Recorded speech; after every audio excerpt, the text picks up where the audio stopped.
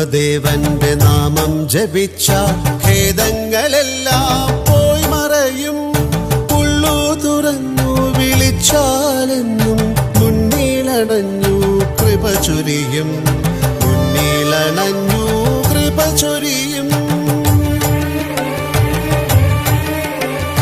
മുത്തപ്പദേവന്റെ നാമം ജപിച്ച ഖേദങ്ങളെല്ലാം